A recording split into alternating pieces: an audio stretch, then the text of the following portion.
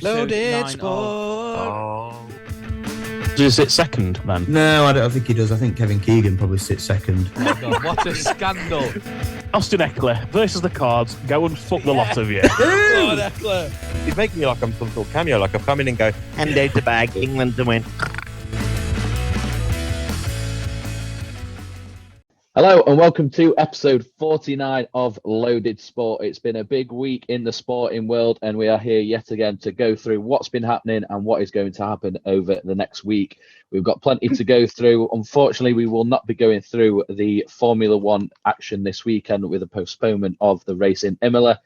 With the flooding, they've taken a precaution to keep everyone as safe as possible and to make sure that I know, mate. I know you've gutted to not have to talk about it, but all possible resources to help with the people of Imola. That's the priority. So no Formula One tonight, but we have got plenty to talk about. We've got the National League Playoff final review. We've got Champions League review. We've got to talk what could potentially happen across the playoffs and the Premier League this upcoming weekend. We've got plenty to talk about this week in Kempy's Combat Corner, as well as golf's PGA Championship getting underway this weekend. But first, as always, we will be starting with the listener lock-in after the break we took last week. And joining us this week, we have Delhi. Delhi, how are you? Good, thank you. How are you? I'm good, thank you. So not only we've got Delhi, we've got the usual lads here to go through the limited selections, as well as all the last week's and the upcoming week's action. Sam, how are you doing, mate? I'm good, mate. You were close, weren't you? You were close to skipping us. Fuck it. No, it's all right. I was, but I thought I'm going to smooth it out. You rescued it, you did. How you doing, mate? You okay? Yeah, good tonight, mate. Good tonight. Just ready for the week. A bit tired, I must admit. First day back in office for a while, so a bit tired. Not used to getting up that early, but we move. And first full week for a couple of weeks of a full 5-day week. So but it's all good. We'll get to it. I mean, work shy. Yeah, work shy. That's it. Never cock shy you. Also with us, the man that I'm sure will be as miserable as ever, if not the most he's ever been when we get talking about Chesterfield later on in the episode. But Aggie, how are you doing, mate? All right, mate. Thank you. How are you? Fucking hell, yeah, I'm all right, mate. I think I'm better than you based on that. Fucking hell, lad. Come on, man, sort that. It's the longest week of my life. Oh, talk to Eeyore then. All right, thank you. That's not different from any other week. Yeah, weekend. That's a fair point. And last but not least, I've saved him till last just because I think he wants to tell us a little bit about the shirt he's wearing. Not really. Not really, to be honest. I just wanted you to see it. You were eager to show off. Discussion. Oh, wait, yeah. I just wanted you to see it. No, you were eager to show off, mate. First of all, Mr. Dawson, Mr. White Man with the mic. How are we doing? There we go. Got that in there. Didn't fuck it up this week. And not particularly. Just wanted you to see it, Dawson, because I've just been to Meadowhall. I've done some holiday shopping because my holiday is just around the corner. Holiday. For Golf holiday, yeah. I've already got all my golf stuff, but I've got some shirts and stuff for going out on the town at night. So looking forward to that. But I snuck by the Sheffield United store. I saw they got 15% off this lovely number. So I thought I'd go for it. Do a little stand up. Oh, let's see sponsor there. Give us a little classic Arnold Laver. Used to be sponsor back in the day. Got little laces on front. I don't think that's a bit around that. Retro. Yeah, it's got lover on front. It's a bit different to your Stone Island. I thought you were a bit of a fighter. No, I'm a lover, mate. I've seen it now. That's it. So that's where we are. So we're having a good day. We're having a good time. It's nearly the weekend, and I'm sat with you boys in Delhi. So everything's well, mate. Everything is well indeed, and we'll get onto weekend plans towards the end of the episode. But Delhi, we are here for you. We are here to do the listener lock-in. We are here to discuss your picks and selections for this upcoming weekend. But first, we've got to do it. We can see the shirt just about that you're wearing. So first question that we ask every single one of our guests, who do you support and why? Well, I do support Arsenal. However, I was brought up as a town fan, Chesterfield fan, and then I moved to the Isle of Wight when I was about 10 and no one had heard of Chesterfield. Like, no one even knew where Chesterfield was, never mind it was a football club. So that wasn't ideal at school. So I needed a new team, basically. And although it's a bit embarrassing, I kind of looked at the table at the time and the fact that Arsenal had the word arse in appealed to me. I know, I found it funny at that age. And that was it, picked them and then never looked back. So didn't grow up in London, nothing like that. It is literally that amused me at that age. So there Isn't you that go. the reason you changed your choice of title contenders halfway through the season, Dawson? Because you're just attracted to ours. That's it, mate. Yeah, that's pretty much it. That is pretty much it. But you knew this were coming. I asked you many times when we were putting together our guest list for the listener lock-ins. I asked you if you wanted to come on, and you were like, "Oh, I'm not sure." And then you got very confident that, look, put me on towards the end of the season, because at that point it should be signed, sealed, and delivered. And unfortunately, it has come back to bite you a little bit. So talk us about the season, the highs, the coming out of the World Cup, going into the new year. It was looking good. What's happened? So I'll start from the positive. In January, there was some fact floating around that no team, I can't believe I'm saying this, in Premier League history had ever been on, I think it was 43 or something like that points and not won the league. Yeah. So at that point, I'm looking at hotels for London to book to go to the parade, thinking, can I get asking me if she could have time off for the bless her. Like, is it going to be on a Tuesday? Is it going to be their bank holiday? Like buzzing, telling my son, and he was like, "Oh, I'm going to go to London." So I was there in January, like 100%. And then it kind of all went wrong. The Liverpool game, to be fair, I think that was a 2-2 draw. Yeah. And then after that, West Ham, again, a draw, another draw in there. I think we Southampton at home. Yeah, thank you. Sam made notes if you've not realised. Mate, I've been weird, Ellie. I've been weird. Temple a test. He's been, the City loss. Cheeky win at Newcastle, cheeky win at Chelsea, and then last weekend, Brighton just, I don't want to swear, but yeah, that way it was done. I think. Swear all you like. You've got full. It's not radio, yeah. There was always that kind of like glimmer of hope, obviously, but when we lost 3-0, I have no idea what was going on there. I was embarrassed.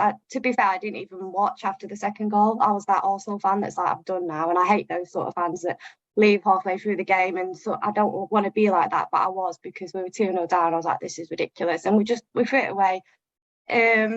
Is it over? Yes. Come on, well done, well done. You told me something different earlier, so I'm glad you said that. But I have, it is, and I've come to terms with the fact that it is over.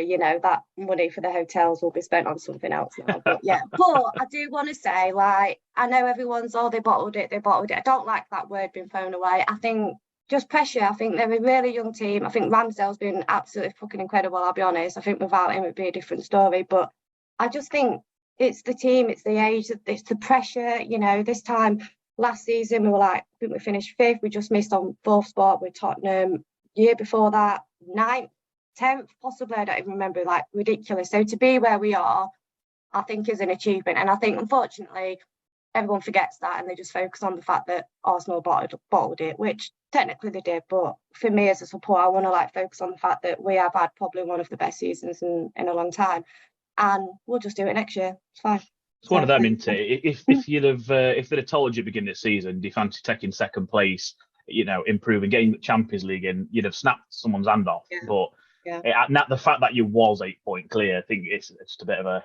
Yeah, it was in your hands. It was there. It's a bit of a bitter pill to swallow. And do you know the stupid thing is, last season I put 50 quid on Sky Bet for Arsenal to win bloody league last year. This year I would have had a bit of a cheeky cash out, but I didn't do it. So yeah, there you go. You'd have been laughing a couple of weeks ago.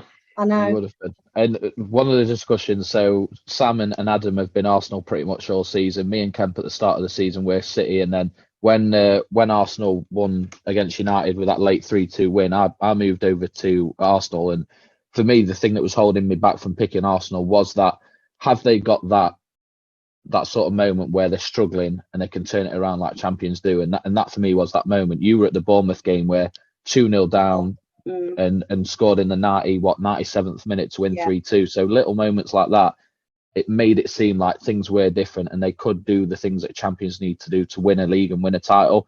What do you think ultimately is the one thing? It is, you mentioned age and lack of experience. Is that the biggest thing that stopped you seeing it through, or do you think there's something else that maybe City had over you that has obviously led to them pretty comfortably, looking like they're pretty comfortably going to win the league? Do you know what? For a bit I was like, if Haaland weren't there, City won't be where they are. But then how well have City been without him? Do you know what I mean? So to be in the beginning, I was like, oh, if they didn't have Haaland, they didn't have Haaland. But then thinking about it, he's only been there this season, and they were good before. But yeah, I do. I just put it down to the maturity and the fact that I think it's just the pressure. The games that they went into that they should have won, I don't know if they just went in too confident and think we've got this, we're going to do it. I don't know, but they didn't. But then it's strange. They're just inconsistent.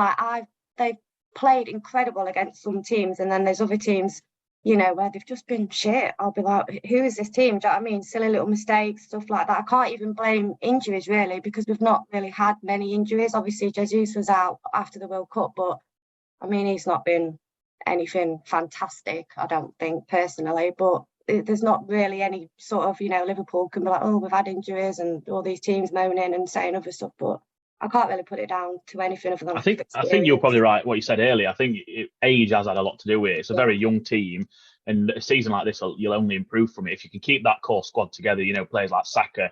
I mean, he's what is he like? What 21?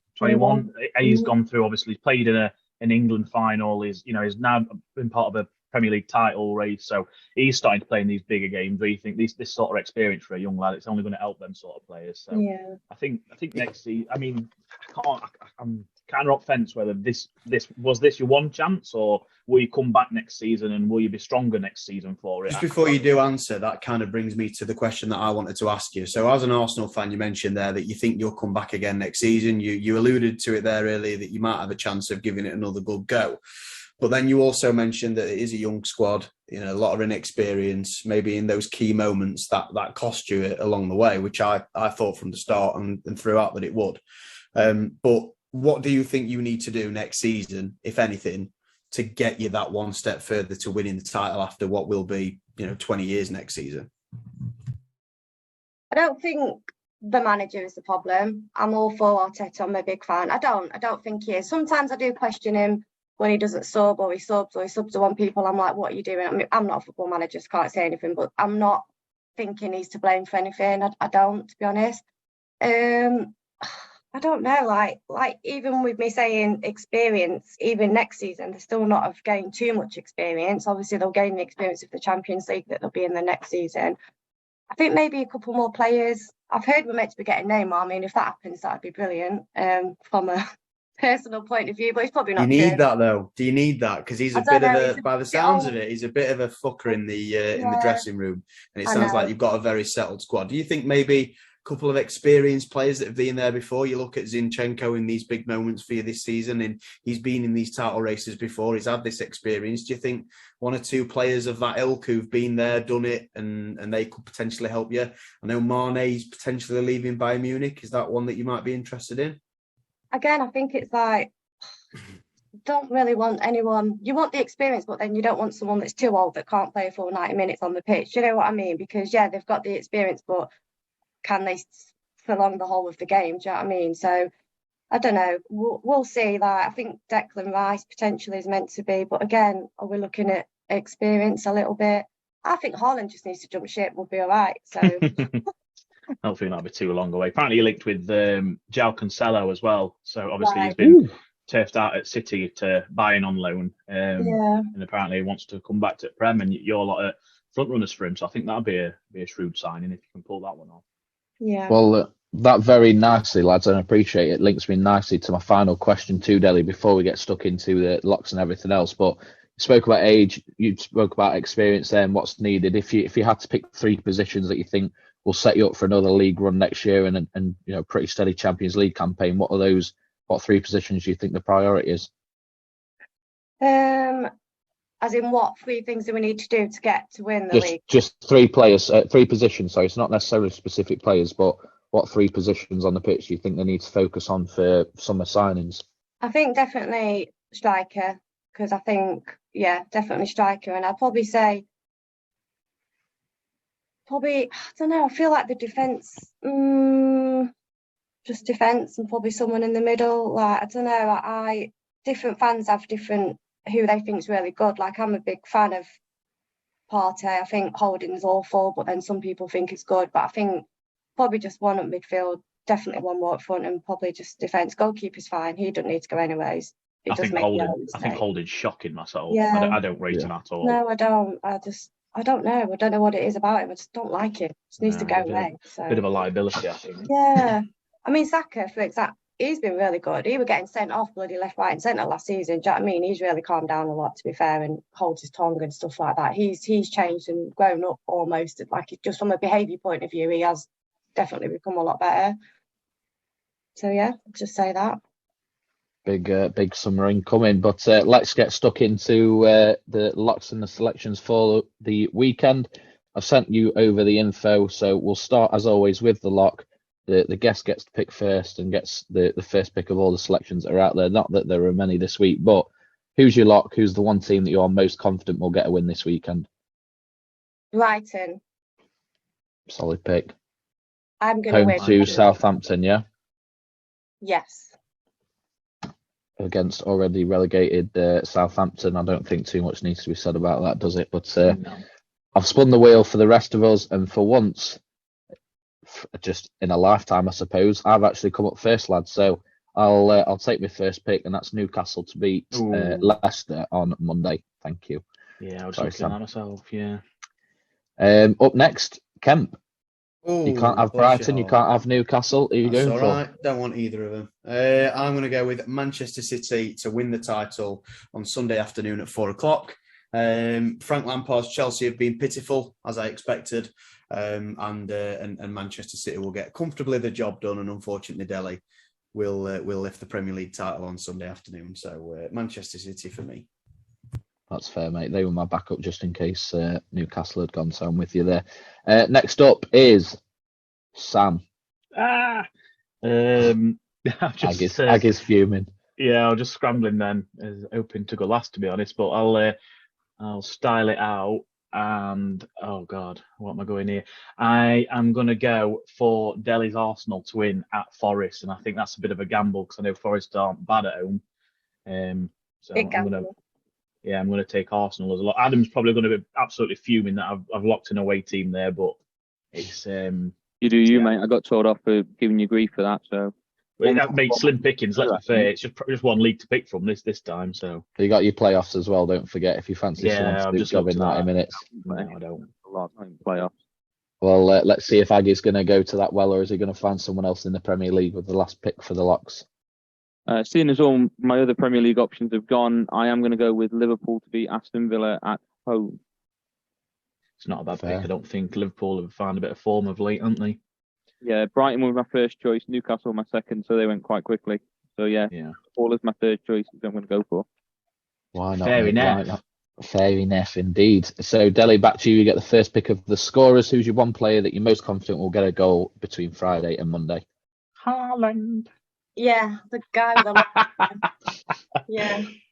She come up to us earlier and she said, is it allowed to have your scorer the same as your lock? I was like, I wonder who you're picking then. He don't play for Brighton. Oh God, you've not gone City, have you? Of course you haven't. Yeah, it's because she said the Chelsea game was ignore me. Shut up. Ignore me. Haaland, no explanation needed. Aggie, you were last for the locks, mate, so you get to go first for the scorers. Who are you taking? I am taking the most informed striker in the Premier League at the moment with 9 goals in 8 games, and that is Callum Wilson. Motherfucker. I've prepped 2 and he was one of them, so I'm I thought you were going to go for Ivan Toney then. Yeah, I'm completely with you there. He's in phenomenal form. I've got Newcastle as my lock. Like I said, Wilson was one of the 2 that I'd prepped, so yeah, should be a winner there, but you never know. Sam, you're up next. I think I will go Harry Kane. Oh my God, that was the second I'd prepped. Yeah, I think Harry Kane. I've not even done any prep for this. I'm just looking purely. He's in good form at minutes. He's at home, so yeah, I expect him to bag nice and early, 12:30 kickoff. Yeah, that's fair. Kemp, you're up next, mate. Well, I very quickly try and find someone else. Yeah, well, I'm going to stick to Newcastle. I'm going to follow the same route that Aggie's gone down, but I'm going to go Alexander Isak instead. As I'd mentioned, Callum Wilson's in good form, but I think Newcastle will get a hatful, and I think Isak will be amongst the scorers. So, fair enough, mate. Fair enough. And I'm just going to try and kill a bit of time. We'll look for a scorer because I can't go for them. So let me go Bruno. No, not Bruno. I've got my eye on someone, but it's going to come down to whether or not. Actually, no, he definitely won't play. So I'm going to go Mo Salah for Liverpool at home to Villa, purely because I'm scrambling and I don't want to take up any more time. Delhi, who's your wild card? The only caveat is they cannot be the bookies' favourite. Who are you going for? Are you going to go for the one that you spoiled earlier, or have you changed your mind? I'm going to go for Chelsea.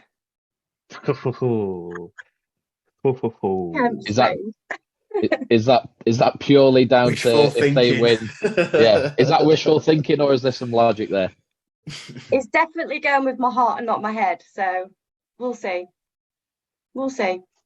We will see indeed. That's fair. I'm up first for the wild cards. I prepped 2, but I'm gonna go with Wolves at home to Everton. It's pretty tight. It's razor thin, but yeah, I had another team as my first choice, but last minute I've changed. I'm going to go Wolves at home to Everton, even though they've not really got anything to play for, but fuck it. Kemp? Yeah, I'm going to go League 2. In the playoffs, I'm going to go with Bradford to beat Carlisle away, playing on Saturday afternoon at 3:00. Bradford are going to be my pick on this one because, as we said, it is fairly slim pickings. So there we go. It is, and I would say that you're Mr. Wildcard, but that accolade and title now sits with Sam. So, Sam, you're Mr. Wildcard. Who have you got this week? Mr. Wildcard. I am going to go against whoever picked Liverpool's lock, and I'm going to go for Villa to win at Anfield. I think you were Aggie, weren't it? It was Villa Aggie. to win at Anfield, and I did agree with Aggie. I said I thought Liverpool were a good pick, but again, it's purely down to slim pickings, and at 21-4, I don't think Villa are a bad bet there. No, absolutely not. And Aggie, closes off on the selections for this week, mate. Who have you got for your wildcard? You guys have said it's really close. I'm spoiled for choice. Of the 3 that I wrote down, all 3 are still going. I'm gonna go with. You best fucking pick a correct one, then, haven't you? Yeah. Let's be right. To beat United. Put some rate pressure on him, Sam, there. Why not? Was that Bournemouth, mate? You said there. Bournemouth to beat United, yeah. Yeah. What's the logic there? I just think it's one of them games in the potential banana skin for United. They're starting to fall out of form a little bit. Bournemouth are fighting for their lives at the bottom, so why not? I'd also got Palace to win away against Fulham or Brentford to win away against Spurs as backup. Yeah, Palace was the other one that I'd prepped, but yeah, United's away form is absolutely shocking, so could be in with a shout. So, Delhi, we've got your luck, we've got your score, we've got your wild card. We've now got 3 games to get a score prediction from you. 4, 3 out of 6 is the high score, so this is where you need to be getting 1, potentially 2 right to get yourself at the top of that leaderboard, either tied with Chris and Paul or our outright leader with 1 week to go. So, as always, we start with the team that the person we've got on supports, and that is Arsenal, and they are away at Forest. What's your score prediction? 2-1 to Arsenal. Close game. I'll take that for my lock. Yeah, I'm sure you will, mate. I'm sure you will. Next up, well, you've already ruined it with your wild card, but what's your score prediction for City versus Chelsea? 2-1 to Chelsea. You can't be serious. What is that? I'm coming on this next week if this wins, just so you know. I will be on. If you say yes or no, I'm coming on. All right, I'll tell you what. That's fair. I'll tell you what. If Chelsea win, you can come on next week. You can open the show with your review of Man City versus Chelsea. And that Arsenal could still potentially do it, yeah? Yeah, all right, cool. We'll agree on that then. And last but not least, or it is least because it's Liverpool actually. So Liverpool versus Villa. What's your score prediction there? 3-1 to Liverpool. Interesting. Aggie will take that, and Sam will not. So just to confirm, your lock is Brighton, your scorer is Erling Haaland, your wild card is Chelsea. You've got Arsenal to beat Forest 2-1, Chelsea to beat City 2-1, and Liverpool to beat Villa 3-1. 3 out of 6 is the high score. Realistically, do you think you can get all 6, or probably more realistically, where do you think you'll land on the leaderboard with those selections? I think I'm going to get 5 out of 6. I'm worried about City, Chelsea, but I think I'm going to get 5 out of 6. Well, that'll leave you with 4 out of 6 then, won't it, if you've gone and winning on... 6 out, I don't know. I'm confident I'll get 4 right. That's fair. Well, we didn't have the lock in last week, but we will review it next week when we have our final guest of the season on. But yeah, the best of luck to you.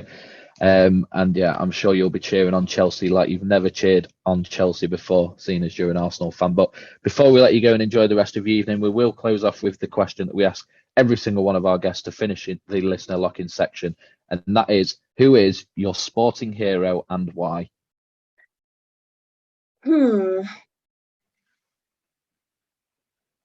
Teary on me, you know. I just think, I'll tell you why. No, I'll tell you why. Because I watched Arsenal against Leeds, and it was the first time I'd ever had a bet. I haven't got a gambling problem. I've mentioned betting twice. And I was only little. I think someone over 18 had put it on for me. And this is true story. And I had 4-1 to Arsenal to beat Leeds, and Thierry Henry to have a hat trick. And it happened. It came in. And so, and I've always been a big fan of him, to be fair. Even now, like when he's doing his telly stuff, just Thierry on me. I think he's good. I don't think that's a wrong answer there, is it? One of the greatest strikers to ever play in the Premier League.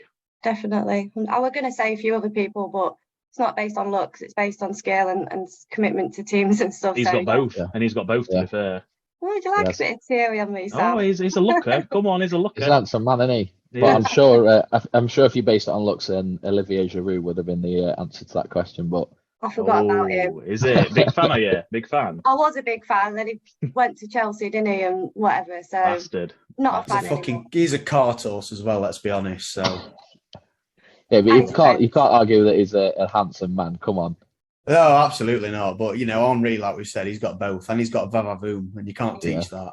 No. And he's brilliant on CBS as well, isn't he, with Kate, Cara, and Micah. But Deli, absolute pleasure having you on. I think you've been class. Good luck to Arsenal this weekend, and City are going to win it, mate. So don't stress. But maybe next year. When Chelsea win, mate. I'll see you next week. I'll send you the Zoom link ready to go. Thank you. See you later, All guys. right. See you later, Deli. Thanks for coming on. Nice one. Bye. It's okay. Bye.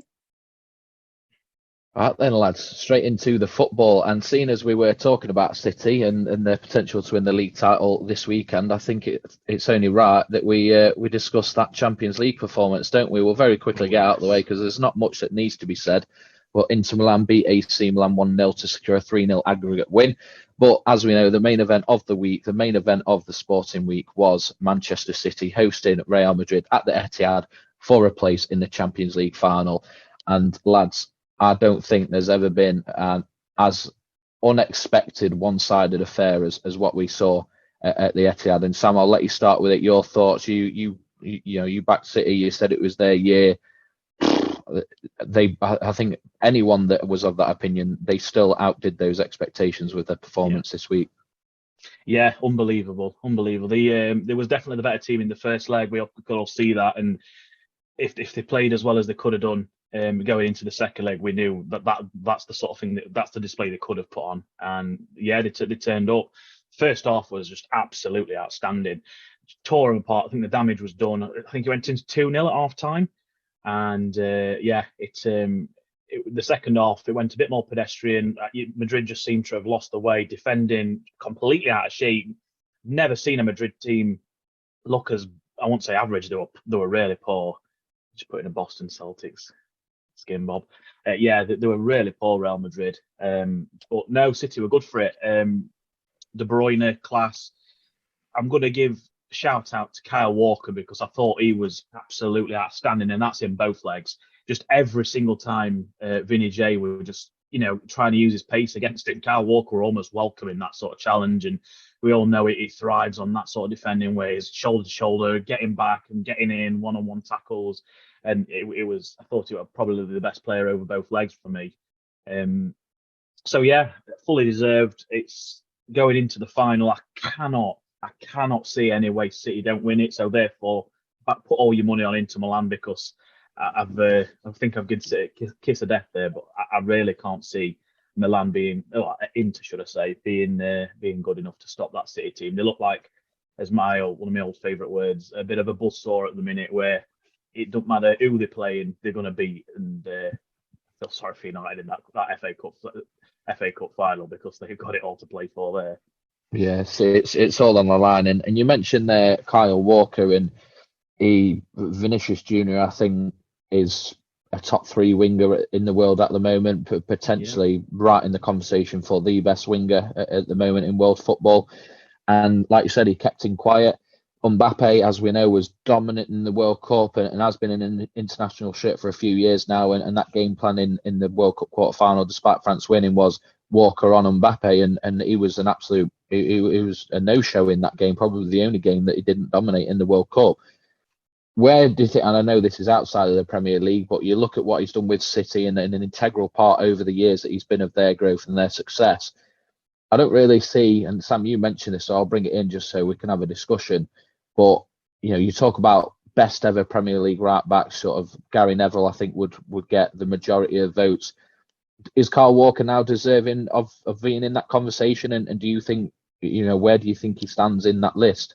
Number one for me. Neville, longevity is obviously got that on his side. It was never, I don't think he was ever the best right back in the Premier League. I don't think in a particular season for me. Don't get me wrong. He didn't put a foot wrong in Fergie many times. He were always just a very steady right back, and him and Beckham were just unbelievable combination. But I don't think he was ever the, if you were picking a Premier League team at season, I think that was always a question mark for him fitting in there. But for me, Kyle Walker is head and shoulders above anything Gary Neville's ever been. He's got the pace, power, defending, going forward, and he's got the titles to back it up as well, which I think is important in that conversation. Yeah. Obviously, Neville is won everything, Gary Neville, and fair play to him. A poor player is not going to win matching up on his CV. It's not going to look like that if you're a poor player. But I think Kyle Walker now, especially if he can add this Champions League to his resume, I think he takes the greatest English right back ever and probably the greatest Premier League right back ever. So, yeah, he's number one for me. He's number one. Very interesting. I'll bring Kemp in for this because he is a Sheffield United boy. He is a player that came through the ranks. Do you agree with that statement? And I suppose a little additional question for you personally: where would you rank him on the all-time Sheffield United players list? I suppose it depends on how that question's formatted. So if it's the best player to play for Sheffield United, the best player that's ever played for Sheffield United, they've got Sheffield United on the CV and their overall career. Where would you put him? You know what? That is such a tough question. I mean, we had Ian Rush, didn't we, for a season or two? So is he, elite player? Very, very good. Brian Deane, very good. Legend of the lane. He's up there. He's definitely up there. I couldn't tell you definitively off the top of my head as to whether he is, but he's definitely up there. And as Sam just mentioned there, in terms of Premier League right backs, Kyle Walker for me is the best Premier League right back ever. Again, I think everybody is pretty convincingly said Gary Neville. Simple reason being, it's been that position where we've probably had really good players for a few seasons, like, Trent had a really good couple of years when he had that midfield to rely on. We've had some fantastic players in that position for various teams, but Gary Neville did it for 15, 20 years. And I think that's why everybody kind of defaults back to Gary Neville for that. But Kyle Walker joined Tottenham in 2009, 2010 on the double transfer with Cal Norton from Sheffield United, as you mentioned there, Dawson. Went on loan a couple of times as well to QPR and Villa, I think. But then on the back of that, he's played in the Premier League for Spurs or City, a top team for 11 years or so now. Always been pretty consistent, never really put that much of a foot wrong. I've never come out of watching a game of football thinking, oh, bloody hell, Kyle Walker's had a shocker there. He's always been pretty reliable. And for him to take on the challenge of somebody like Vinicius Junior, who's he's 10 years Kyle Walker's junior, literally, and he didn't even have a sniff in that game. It was really, really impressive the way that he's got the pace still at 32 to keep up with these players, his awareness, his intelligence, his ball playing ability as well. He fits in perfectly to what Manchester City do, but I think he could fit into any Premier League 11 and fit perfectly into what they do. So me personally, he's definitely up there as one of the best players to ever play for Sheffield United in terms of the resume and going on to do other things. But definitively, I can say that he's the best right back ever in the Premier League, in my opinion, whether they be English or anything else. That's due to longevity and the performances that he's put in, because Sam's just said there, and he made an excellent point. You never looked at Gary Neville and said, wow, unbelievable. He's had an unbelievable season. What a game. He was just all reliable. Whereas Kyle Walker is different gravy. And unfortunately, Gary Neville never, ever got to that level. So, Kyle Walker for me is number one. Well, that brings me in nicely to getting the third and final opinion on this, because you mentioned there about old, reliable, getting the job done, old school right back role, which I think Aggie, if anyone on this show would appreciate, it would be him. So Is Gary Neville still number one, or do you think Kyle Walker now stands there as the man that could take that crown off him? I've got to agree with both Kemp and Sam that Kyle Walker is the best right back in Premier League history as far as I'm concerned. What he's proven over this last couple of years, and this season more in particular, he has become kind of like an all-reliable himself, if you will. Like you've just been saying about Gary Neville, people just assumed it was going to be him that was everyone's first choice of right back. Kyle Walker's doing the exact same thing at the moment, and he's been doing it for England. He's been quite versatile, moving into a centre-half role. He's done that a couple of times for Man City as well. I think he's just proven himself as an out-and-out better player. Very energetic even for his age. Some people start to see people getting slower at that point, but to go up against players like Vinicius Junior and Mbappe, like Sam and Kemp have said, it's just outstanding to see him still playing at that level and still able to continue. And I think we've still got a good 5 years left with him before he starts to see any sort of decline. I know, I can't remember when it was exactly. I think it was in some kind of post-match interview somewhere at some point, but I'm sure, Kemp, you will see him at Bramall Lane, just if for maybe one season more at some point in the future. But yeah, he's done phenomenally well. And Sam, I think it was a great point. I know, Kemp, you mentioned it as well. So it's definitely coming to the forefront of people's minds of exactly. But you know what, on that one as well, and I will ask you, Dawson, your opinion in just a second as a Man United fan, Chesterfield fan, really. We'll get into that. I don't know if I've told you this story, but when he played at Lane for a few years, came out of our academy, as we've discussed, and Kyle Norton and Kyle Walker, right back and left back, were both signed at the same time, package deal from Spurs. Okay. Believe it or not, when they played for Sheffield United, Kyle Walker was leagues behind Kyle Norton. Leagues behind. Kyle Norton was 5-10 times better than him. And everybody, when we lost him, it was, oh God, Kyle Norton's going Walker's going as well. But Kyle Norton's the one that we're really gutted about. But you look at their careers then and now they've gone from there. It's ridiculous. I don't even know where Kyle Norton's playing. Last time I think it was Norwich, I checked. So yeah, what an unbelievable career he's had, and that's due to hard work. Because like I say, when he came out of the Spurs, our academy and went to Spurs, I think we all thought, they want Kyle Norton, but they're kind of taking Kyle Walker with them, sort of thing. So, but Dawson, enough of tapping your head. What do you think on this situation, on this scenario? Do you think Gary Neville, or do you think potentially Kyle Walker? Yeah, I think I'd be silly to say, no, it's definitely Gary Neville. Going back to the point that I made when I raised the subject of he's kept players like Vinicius Junior quiet. The World Cup against France, where again he was the only player in that tournament that could keep Mbappe quiet at all, and he was non-existent in that game. So yeah, Aggie, you mentioned the pace, the power, or Kemp, I think it was you. Sorry, I can't remember. But yeah, I think as a complete right back, the one person I didn't give credit to there. Sorry, mate. But yeah, you said it, Sam, of like you need to have the trophies to back it up when you have these conversations. We've had it about Kane before and his Premier League legacy and all that, but he's won a hell of a lot already, and he's 3-4 weeks away from potentially having won it all, certainly at club level anyway. So yeah, he's got to be right up there in the conversation of best ever, not just necessarily the Premier League. So yeah, I'd be silly if I tried to argue otherwise. But Aggie, you've not said much so far this episode, and you were very solemn at the start, and it is that time of the show to get into why. Saturday afternoon, 3:30 p.m, Chesterfield versus Notts County, National League Playoff final for a place back in league football. Chesterfield took an early lead through an Andrew Dallas penalty and held onto that lead for around 80 minutes before a late John Bostock free kick / mistake by their goalkeeper Ross Fitzsimons led to the game going to extra time.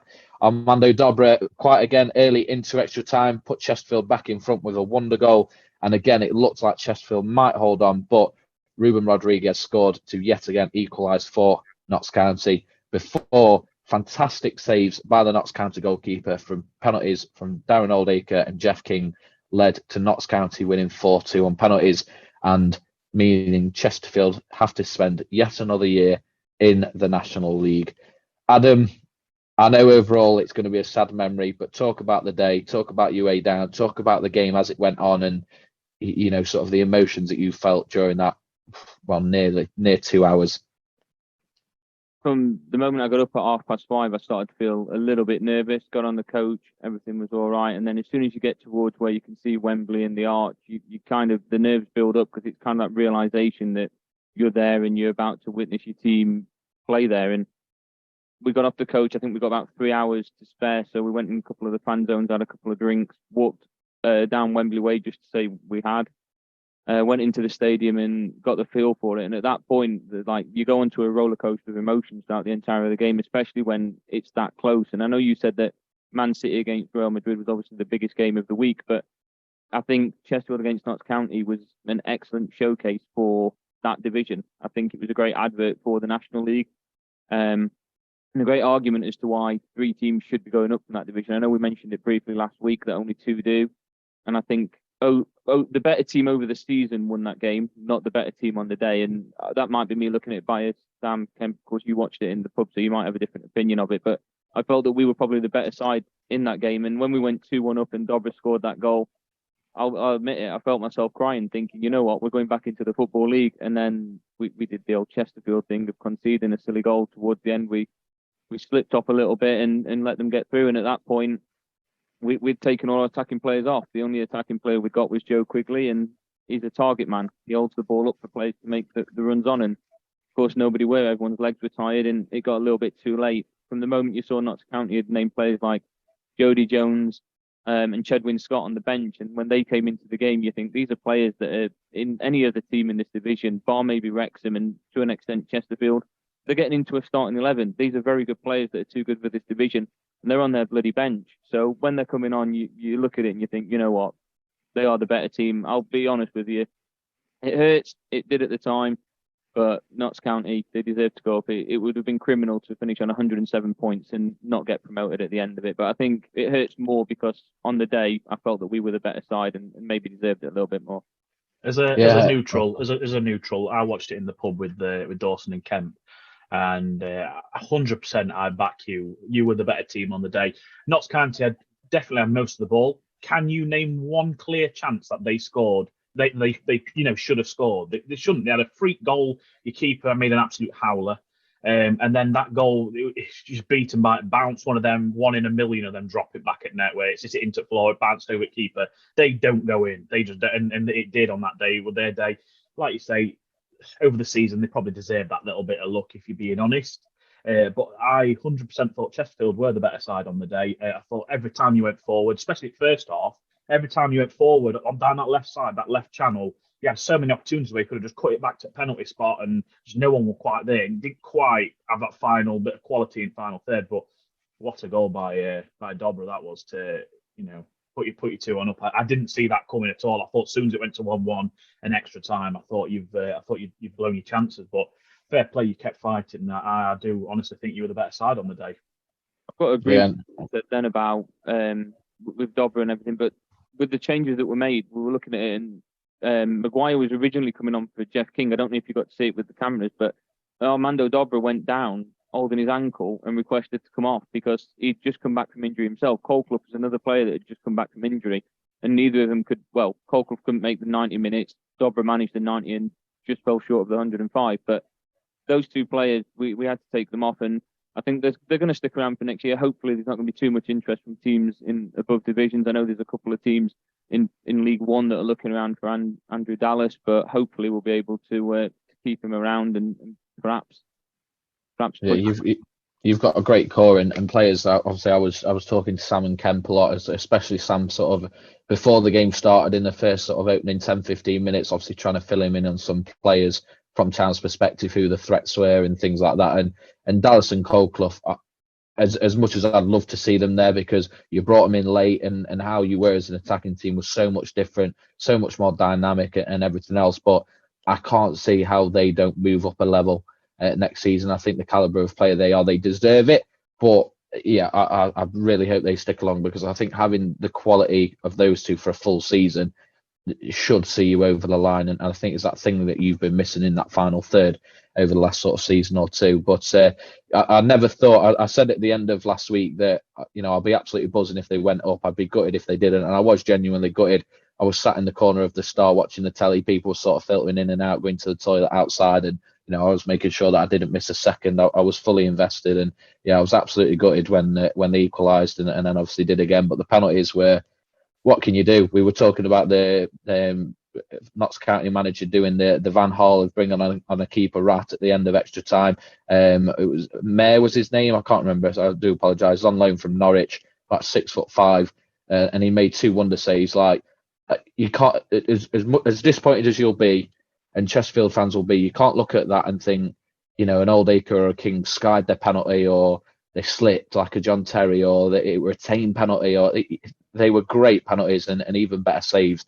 They go in the back of the net, and you're not thinking they got lucky. So full credit to the Notts County keeper, and again credit to the manager for making that change. It's paid off in the past, and it hasn't paid off for some others. So I don't think there's one town player that there's no scapegoats other than obviously the keeper who's moved on, but nobody's really talking about that, and I think that is quite a rare thing to see in football. In Sam and Kemp as neutrals, I don't know how much you will have seen on social media. Obviously, me and Adam will follow certain players and be in certain groups and all that kind of stuff, and follow certain teams. But usually, coming out of a big game like that with such high stakes, there's a scapegoat, there's a target, and there's been stuff with Armando Dobra, which I think is separate and being dealt with. But as a whole, it is just such a majority of like, we're so proud of what that team achieved and things like that. So it made a nice change. But hopefully Chesterfield keep the core of that team together.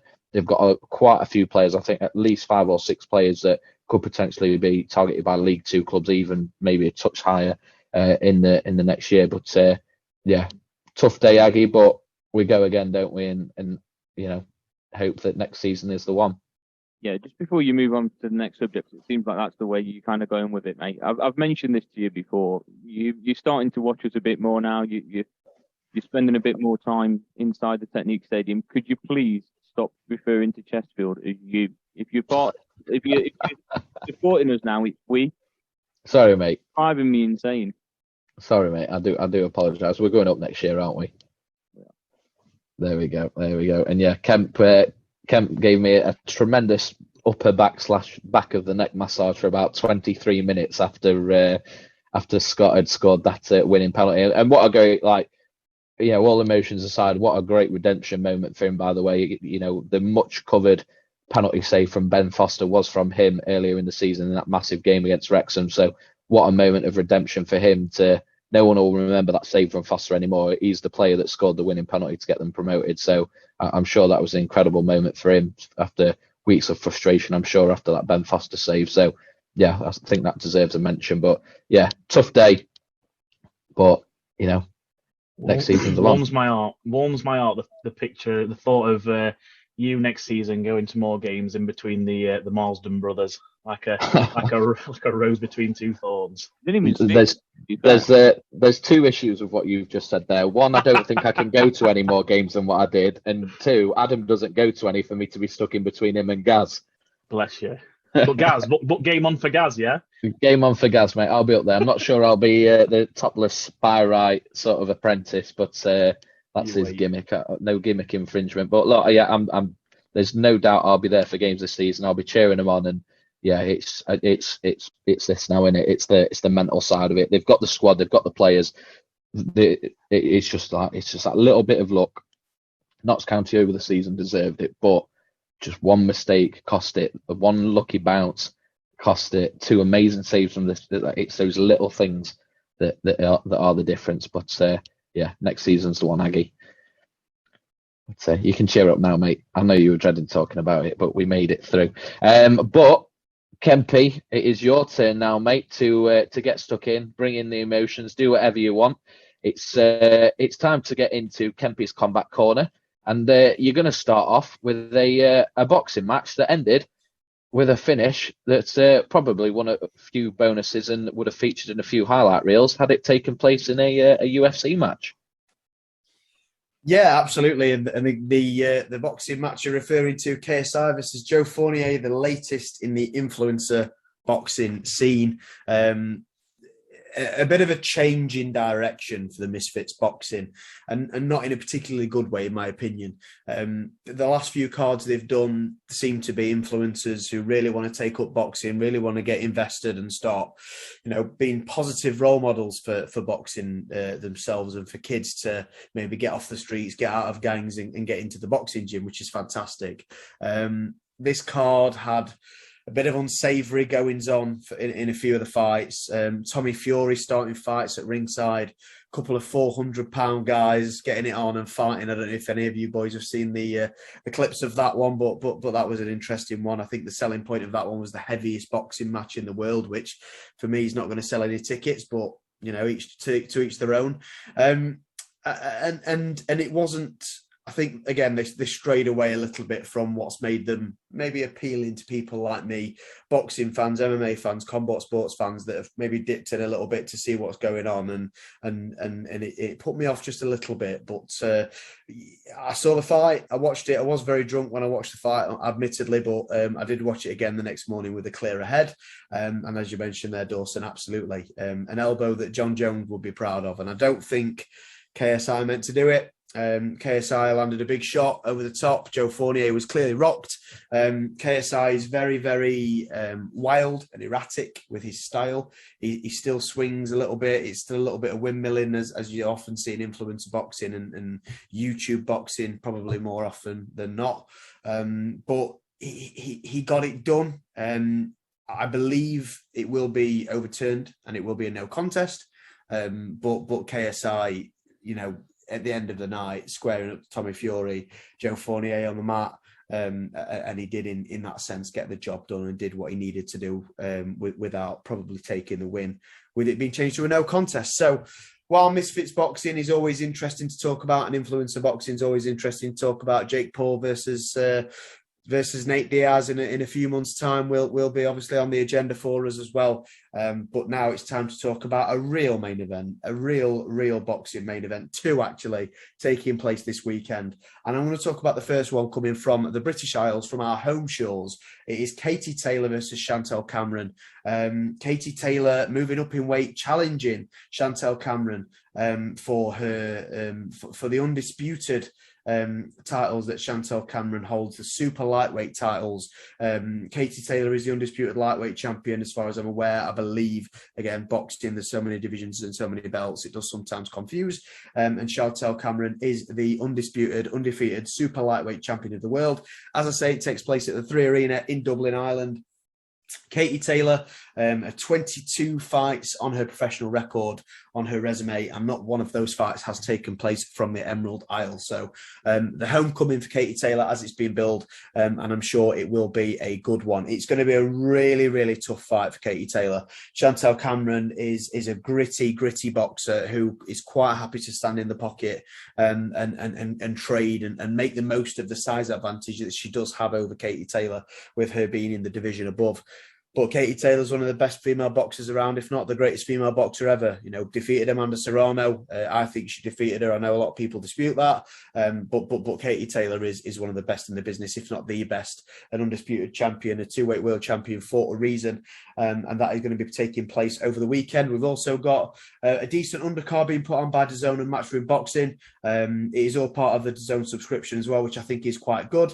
Terry Harper versus Cecilia Brækhus, Dennis Hogan versus James Metcalf, Gary Cully, who is a really, really good contender at lightweight in the Irish sort of ranks, and a few decent fights on the undercard as well. So that's going to be a good fight. I'm really looking forward to watching that fight. I know some people haven't quite come round to women's boxing just yet. Some people don't quite see the appeal.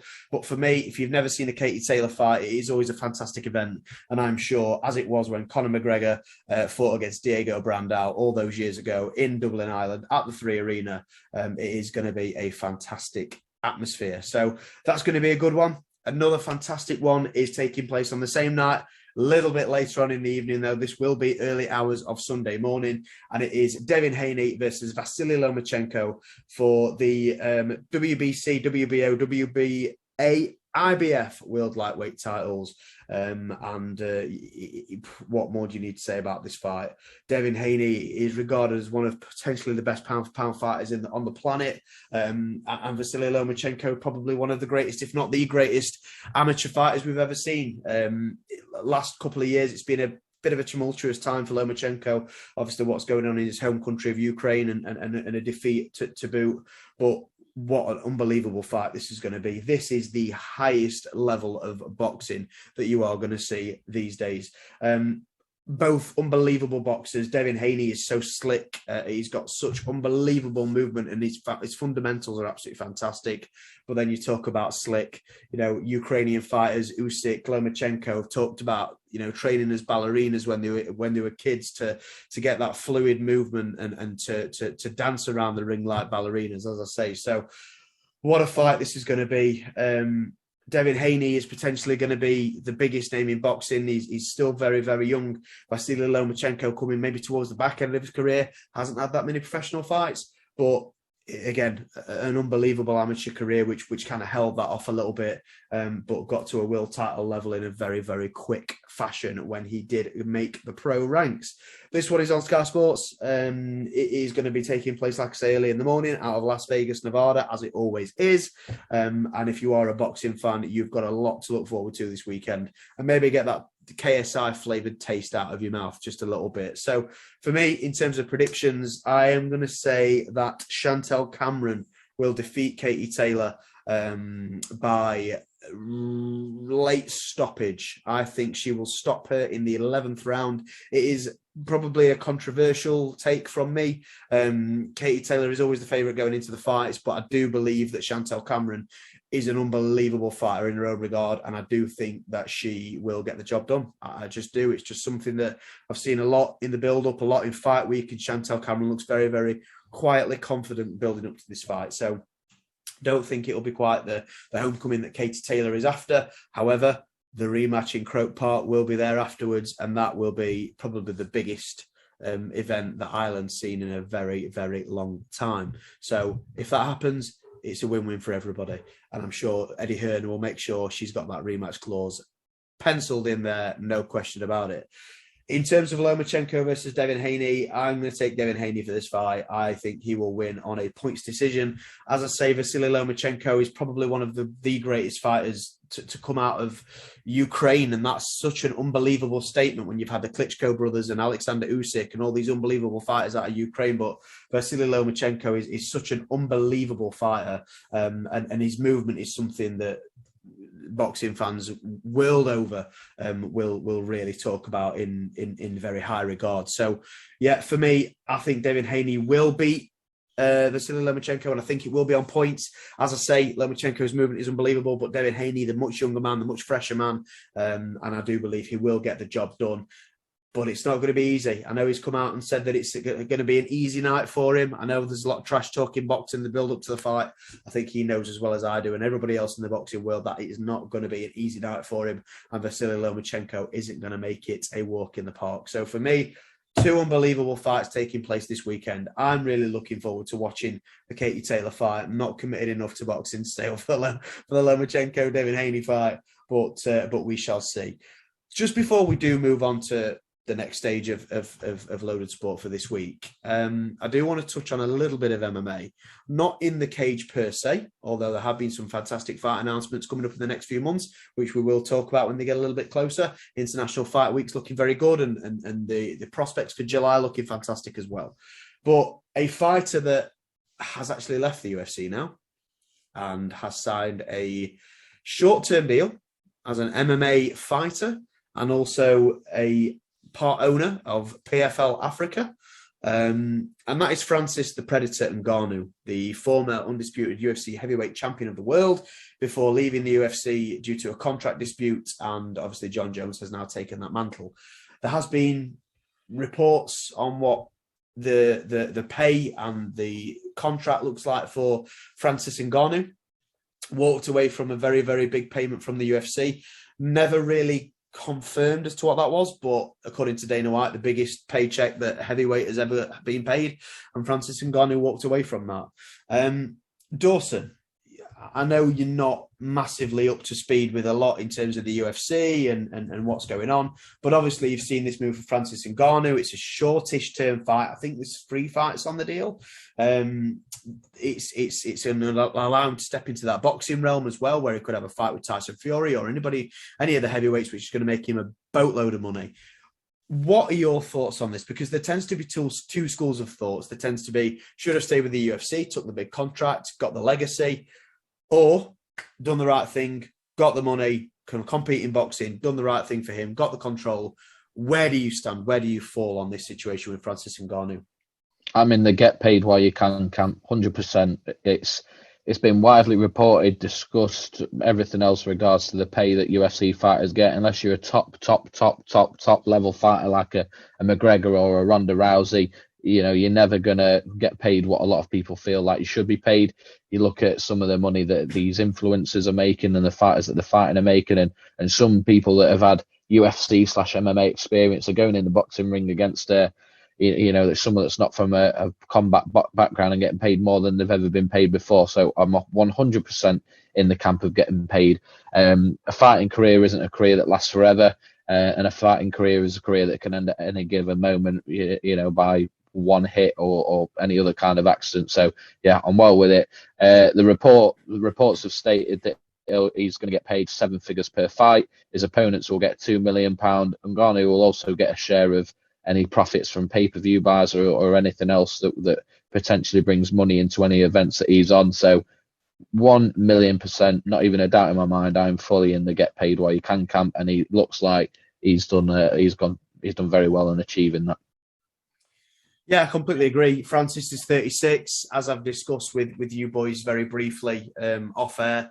36 is not too old for a heavyweight. There have been known for heavyweights to fight in their prime, sort of very late 30s, early 40s. So it's definitely something that could potentially do. For me, I think it's a fantastic deal for Francis Ngannou. What he's talked about a lot, and obviously money does play a big part in it, but what Francis has talked about a lot is freedom. In the UFC, you can't have your own sponsors. You can't go and do boxing whenever you want. You can't do this, you can't do that. It's very, very tight. And that's a good thing and a bad thing, because it means that the fighters have to fight who they need to fight. And the fighters will always fight the best, which is what we want, and the frustration that we see in boxing sometimes. But at the same time, you do look at it from another angle and say, well, come on, let the guys have the sponsors. They don't get paid that much, let them have this little bit of freedom at least. And Francis Ngannou's got that. He can have his own sponsors. He can go and box whenever he wants. Like you say, he's getting paid 7 figures a fight. His opponents are getting paid big money as well. I'd want to be paid probably a lot more than 2 million to fight Francis Ngannou, but that's just me. You take it. Don't say you won't take it. If you got offered it now to step in the ring. Have you seen when Ngannou knocked out Alistair Overeem? I don't care, mate. I've seen him when he came on Jackass and smashed Danger Erin in the balls, mate. I'll take it for £2 million. I'd take that for 2 million, but watch the Overeem fight and you might change your mind. But I'll never be able to spend it, but at least I'll have some family and friends that'll be looked after. Well, that's it. They'll benefit from it at least while you're sucking through a straw for the rest of your life. But I wouldn't mind sucking on something else, but carry on. Well, that comes later. But yeah, I mean, again, with Francis, I think it's a very good deal for him. I think he gets exactly what he wants, and I'm really, really pleased for him that he has. I don't think it's the best deal for the PFL. I think you look at pay-per-view now, you do see that pay-per-view numbers in general are declining as a whole.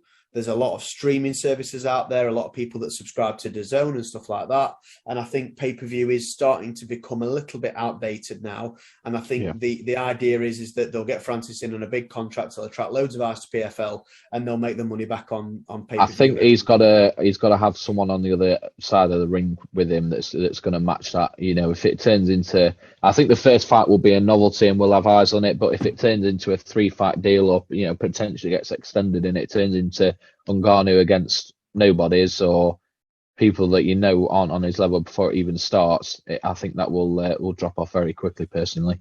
Yeah, and I think that's the problem. I think that is going to be the big issue. Like you say, it's all well and good having a draw like Ngannou and a beast and a predator, as his nickname is, but you need that compelling story. You need somebody across the cage from him that you think is potentially got the ability to beat him. And in the PFL at the minute, in the heavyweight rankings, I like to think of myself as a pretty keen MMA fan.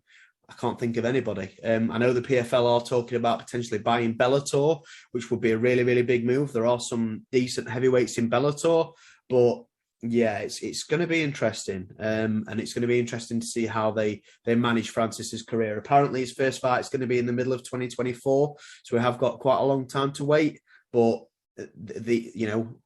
as Dana White says, and he's very, very, very relevant to this conversation, we'll just have to see how this thing plays out. Awesome.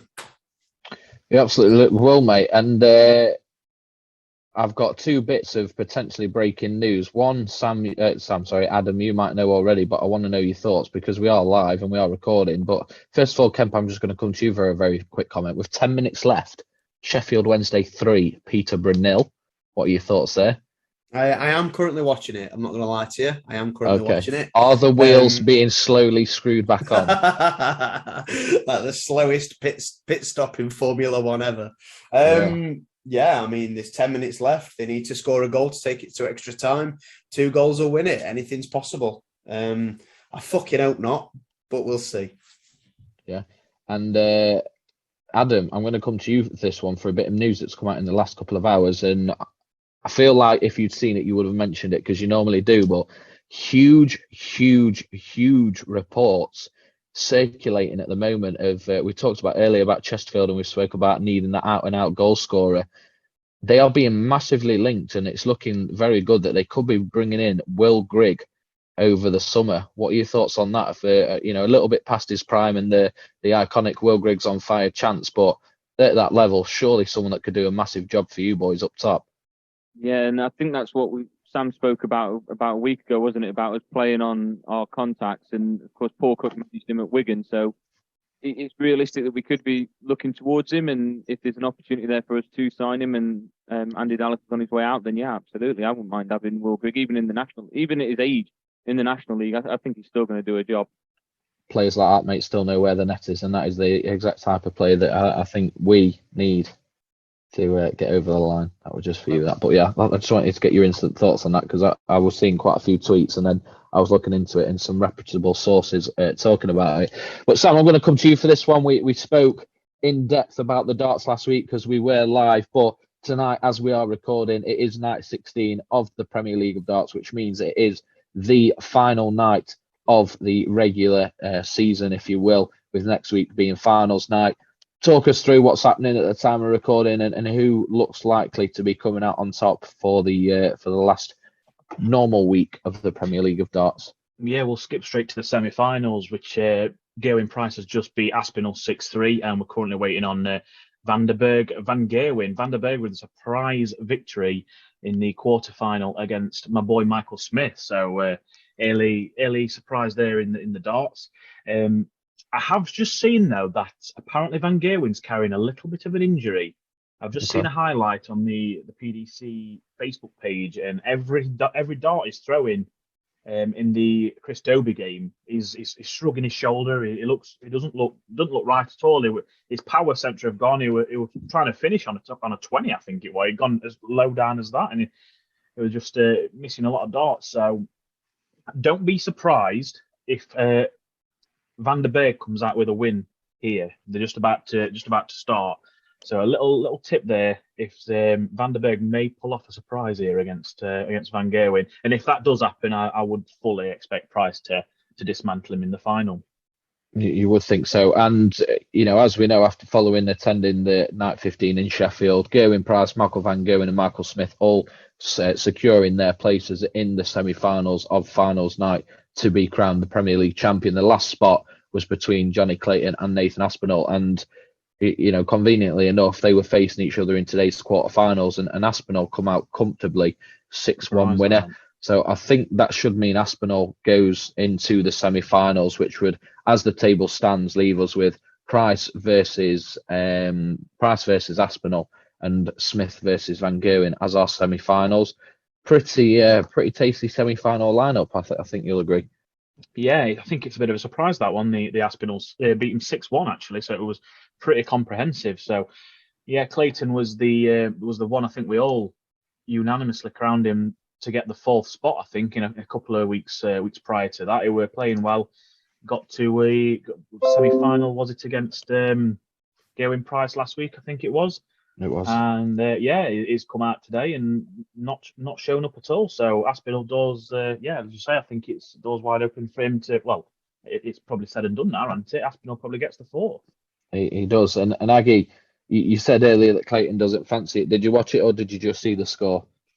I watched it, mate, and he had a couple of chances, especially towards the end. I think the game was pretty much done and dusted by that point, where he could easily get a couple of legs back, but he just seemed to miss the simple doubles, and it opened the door for Aspinall. And it just looked like one of those times where, when you don't want to be off the boil a little bit, and it just seemed to happen at the worst time for him. And if has Aspinall gone through? Is that the case? Yeah, he'll go through. It was pretty much winner goes through, I think. No, because the table afterwards was Aspinall needed to win in the semi-final. They were level on points, but there were more matches won by Clayton, so Clayton still qualified. Oh, Clayton will go through then because Price beat Aspinall, Sam mentioned there. So yeah, I think it's Clayton that gets through. So he's got a little bit lucky there, and I think that pretty much gifts it a little bit better for Gerwyn Price in the semi-final. Yeah, absolutely. So I hate to come back to you, Aggie, but you are the man that is the only one whose selection. Oh no, sorry, Sam didn't as well, but he did. He has been backing Michael Smith heavy and hard these last few weeks. But very quickly round the room, because when we record next week's episode, it will be halfway through finals night, so we'll get our predictions in now. Well, there's no sort of bias or no action happening. Price versus Clayton, Smith versus Van Gerwen, semi-finals, and then the winners of those go to the final and is crowned the Premier League champion. Me and Kemp are still in with our picks, but we'll ask ourselves anyway. But Aggie, starting with you, who now is your final pick to be crowned Premier League champion this year? I am going to back Gerwyn Price. I think Gerwyn Price. Throughout the entire tournament, he's done exactly what Kempy said he was going to do, and that is just tear the league apart. And he has proven on many of occasions he is the most informed man in darts. Michael Smith starting to find a little bit of form himself, probably at the right time. I wouldn't be surprised if it was a Smith against Price final, and I think we're in for an absolute treat when that happens. That's saying, Kemp, off the back of that Gerwyn Price pick, surely you're not changing now. No, I'm not changing. I'm going with Gerwyn Price to win the Premier League. I think it will be a Gerwyn Price Michael Smith final also, just with Sam mentioning there a little bit about Van Gerwen as well. Didn't really look himself last week either. From what I saw when we went to come watch it, Van Gerwen's he's a robot, he's a machine. We've all said that. Didn't really look his old self last week when we went to see them. So hopefully for his sake that will change. But yeah, in my opinion, Gerwyn Price has been sort of head and shoulders really above the rest in terms of the entire season. I know Michael Smith is sort of starting to come on a little bit, but I think Gerwyn Price will comfortably get through to the finals. At Gerwyn Price against Johnny Clayton first. And then Michael Smith versus Michael Van Gerwen to repeat the World Championship final last year. So Michael Smith to beat Van Gerwen, Gerwyn Price to beat Johnny Clayton, and then Gerwyn Price to beat Michael Smith to be the Premier League champion. Very interesting. And I feel like it's a little bit of a deja vu and following trends of loaded sport history and our 6 months of going. But I am moving my chair at the death based on information that now available to me. I went Michael Van Gerwen, but yeah, I completely agree with what you lads have said there. He doesn't quite seem to have been himself over the last 4 or 5 weeks, maybe. Sam, you mentioned there maybe a little bit of a niggling injury that could obviously hamper how far he goes next week. So Price, I think, has just been ever consistent. Like, I can't think of a week where he's gone out in the first round. I feel like he obviously won't have done, but I just feel like he's been in the semi-finals at least every single week. But I am going to go with Michael Smith. He was fantastic last week. He saw off Gerwyn Price relatively comfortably in that final. He has gone out early tonight, but he's not going to win every week. He's just come off the back of 3 wins, 3 winning weeks in a row. So yeah, I'm going to move my chair. I'm going to scrape it across the floor yet again. I'm going to start falling off it soon because it's wearing away. But yeah, I'm going to sit in the camp of Michael Smith. And that brings me on to the last of us to pick again. You went for Chris Dobey at the start of the tournament, the wild card pick if there ever was one, the hottest of hot starts when he won night one, but obviously ultimately fell away. But what a tournament he's had and what an experience I'm sure it's been for him. But what camp are you putting your chair in for finals night?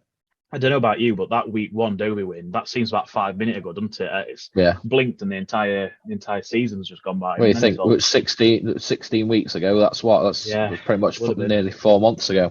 Mental. Yeah, Chris Dobie obviously was the boy. I think I'll always have a soft spot for him after that first night. So, but I have obviously. I think if anything, you had a soft spot for him coming out to PJ and Duncan, didn't you? Mate, our up. Yeah, our up. It looks like Load of Sport are split on this one because I'm also going to go Michael Smith. So it's 50-50 for the two boys. So yeah, I'm going to go with Michael Smith. I think will see out the Premier League, and I mean, like you say, that's I'm just looking now at that potential Van Gerwen semi-final. Well, it will be a Van Gerwen semi-final. Tasty game. Depends on how much the shoulder injury really will affect him, but I'd even dare say at full fitness, I think Michael Smith, when he's on his game, he can beat anybody. And he looks like he's found his form at the right time. I know tonight's a disappointing night against Van der Berg, but what is it? 3 out of the last 4 Premier League nights he's won. So I'll take that form going into the final any day. So yeah, I'm also backing Michael Smith there. Well, there we go. Like you said, we're fully split. It is Manchester City, Arsenal all over again. So I can't wait for next week when we're mid-recording and the session's on, and I move the chair just one last time this season. But yeah, fully split. Price, Smith. So no doubt we're in for an MVG Clayton final, but we'll see what happens next week.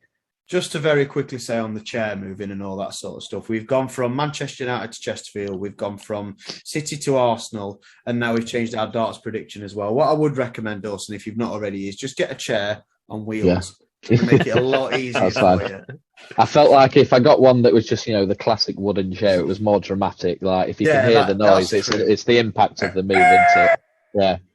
just to annoy everyone else, really, if anything. But that is the darts, and again, finals week will be next week. I really enjoyed talking about the Premier League of darts, and I will miss having that as a sort of little weekly 5-minute palate cleanser towards the show, because I think it's fitting nicely.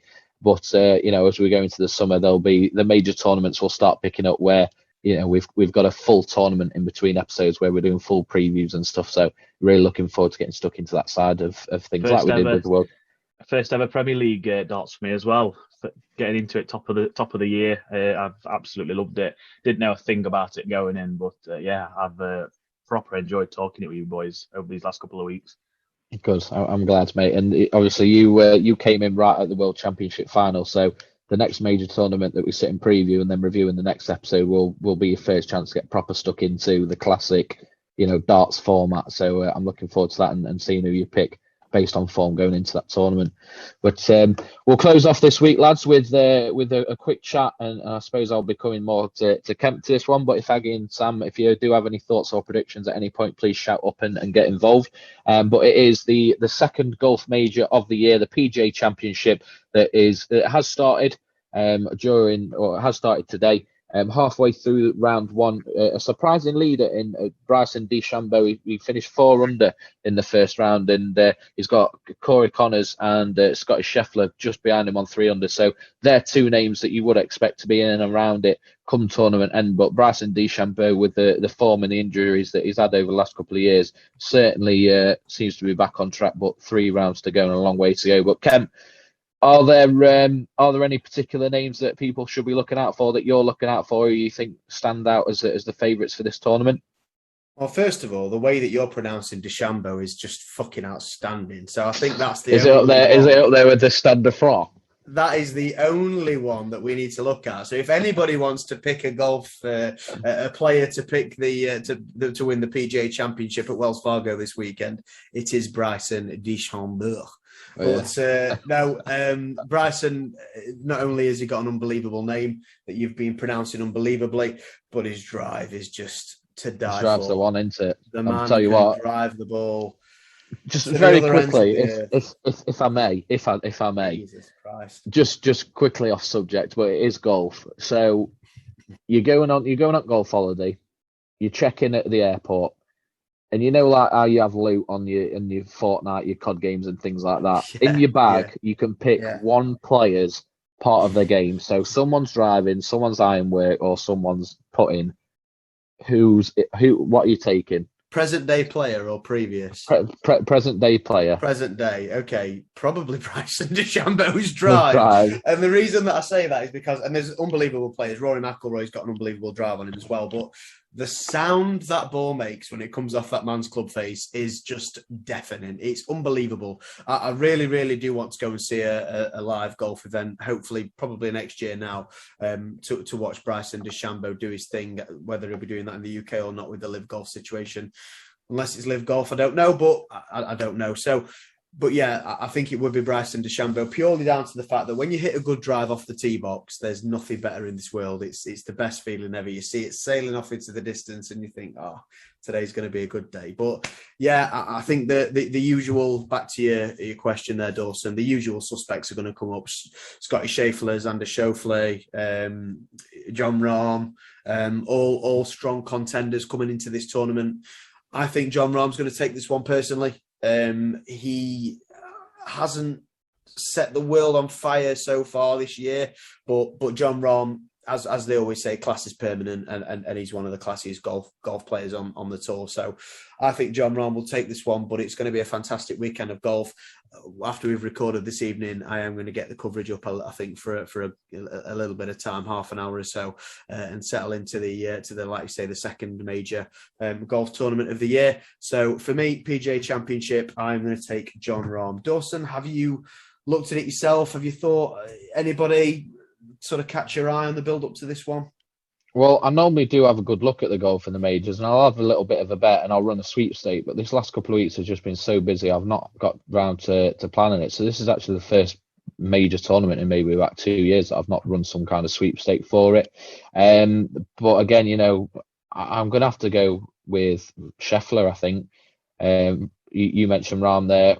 What a start to the year. If he can win the Masters and then the PGA Championship, I mean, that's unbelievable. But I think Scotty Scheffler starting at 3 under, he's putting himself in a brilliant position. And the form that he was in last year, he's clearly not lost that too much. So I'll stick my name to him as a prediction. Having, for probably the first time in many, many, many years, not really had a good look at, what's happening, where the form is and everything else like that. So yeah, it's a safe one. It's definitely a safe one. You've got John Rahm at 7-1, Scotty Scheffler at 7-1, two favourites, and then you work your way down to Rory McIlroy 11, Patrick Cantlay to 18, Brooks Koepka to 18, Justin Thomas 20, Dustin Johnson 20, Jason Day 20, and then I say Xander Schauffele at 22-1 and Colin Morikawa at 22-1 also. So yeah, he does look like John Rahm and Scotty Scheffler are the two favourites, and of course we've picked the two favourites because of course we are. We're gonna hedge our bets on the safe ones, and I'm sure halfway through the tournament your chair will be moving in John Rahm. Oh mate, I'll be pinging you a message Saturday morning, mate, when the cut's been made, and I'll be swinging my chair somewhere else. But I'll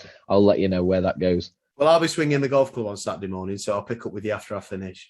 That's fair, mate. So that ties us off nicely to close the show with the sport and finish it with the weekend chat. So, Kemp, I suppose you do like a bit of golf, but what you got going on this weekend? Just one thing, breaking news before we jump into the goodbyes. Oh my God! Van Gerwen drops out of the semi-final due to injury. Van der Berg is in the final against Price, confirmed.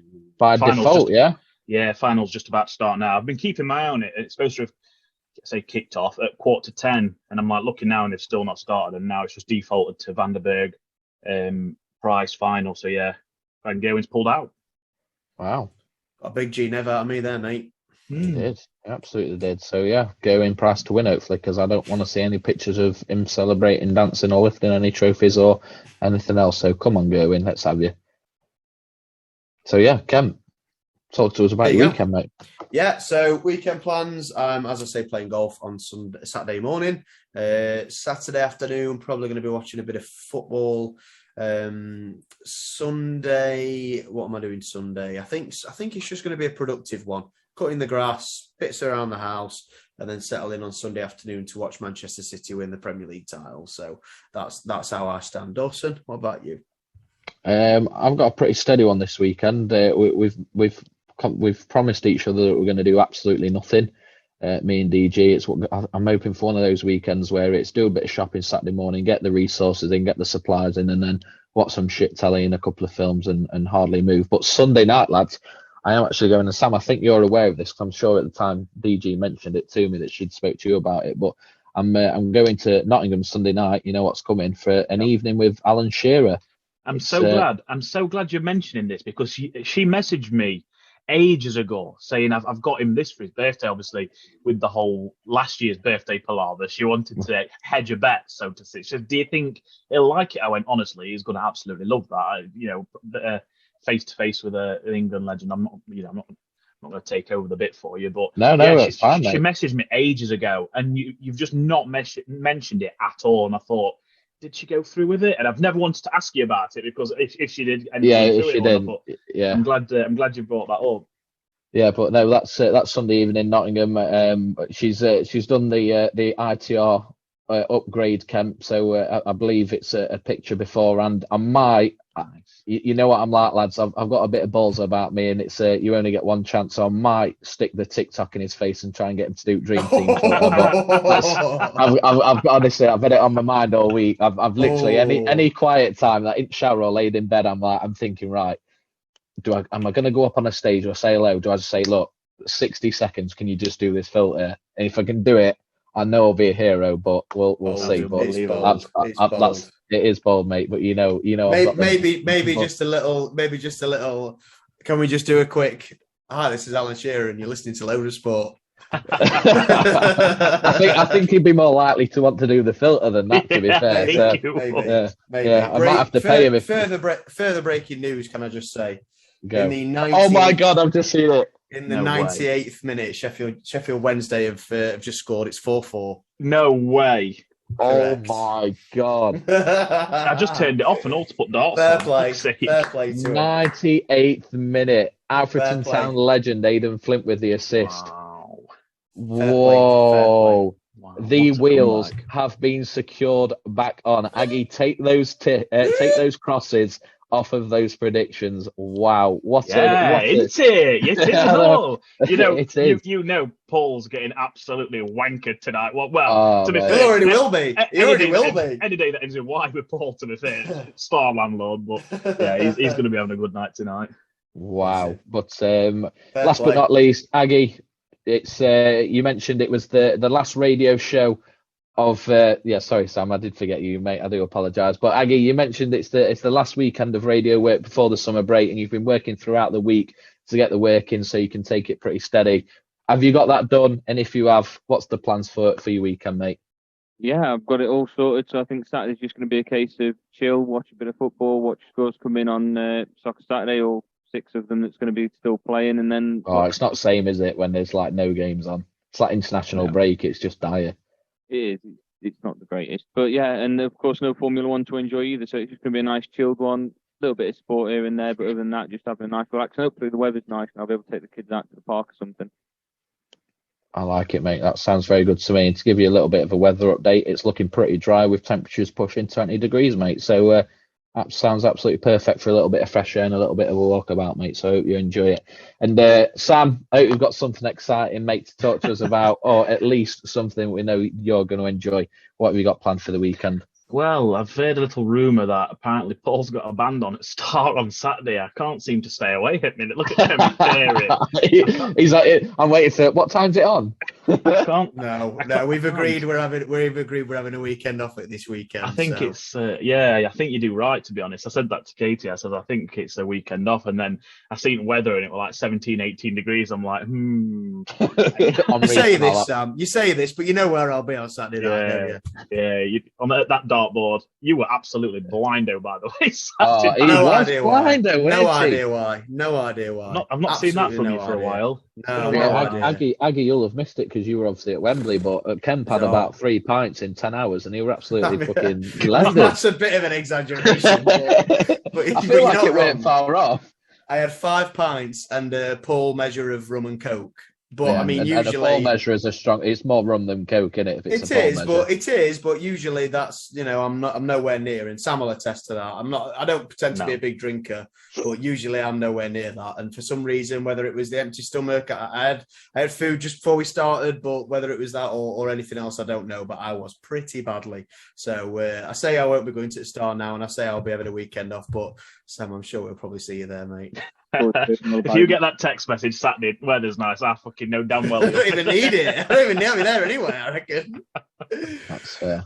Well, you lads drop us a picture when you're having a pint together Saturday night. Aggie, you enjoy the weather, and hopefully, lads, Monday morning our TikTok will be blown up because I've got Alan Shearer to build a dream team with no skips, but we'll see. But lads, 49 episodes are now in the bag. The next week will be the half century. I'll bring my helmet in the back just to give a little nod to the listeners and the crowd. But we're about 6 months in now and almost 50 episodes. I'm enjoying it. We're growing across social media, and our YouTube viewers are. I think changing to video was an inspired decision from you, Sam. You were the one that brought it up. So I think it's made a big difference to our enjoyment and the content and the conversations we're having. But another good one for me in the books. Have a great weekend, lads. In a bit, boys. See you later. Have a good one, boys. Enjoy your night. Enjoy your night.